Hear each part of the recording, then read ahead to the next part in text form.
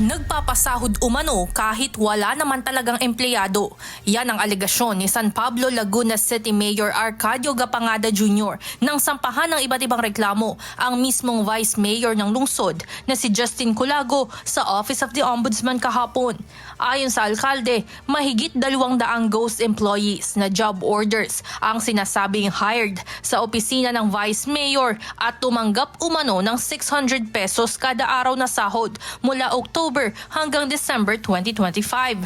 Batayan niya sa kanilang case build-up, ipinapangalan sa mga totoong tao ang ghost employees.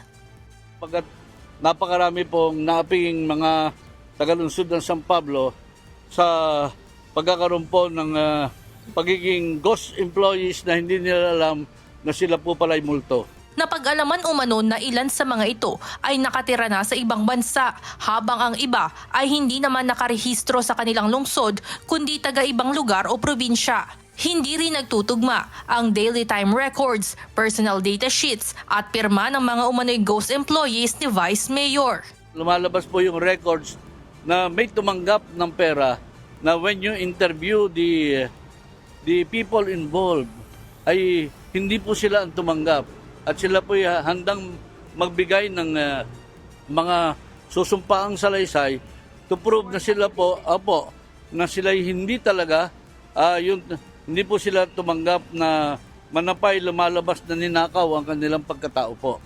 At hindi sila po ang pumirma. Bunsod nito, nahaharap sa malversation, graft, paglabag sa Code of Conduct and Ethical Standards for Public Officials and Employees, grave abuse of authority, serious dishonesty at iba pang reklamo ang Vice Mayor ng San Pablo City. Sinubukan na ng UNTV News and Rescue na hingi ng panig ng kampo ni Vice Mayor Culago patungkol rito, ngunit wala pa itong tugon sa ngayon. Samantala, dadaan naman ang reklamo ng alkalde sa evaluation process ng Office of the Ombudsman. Evan Alvarez, humahataw sa Balita Ngayon.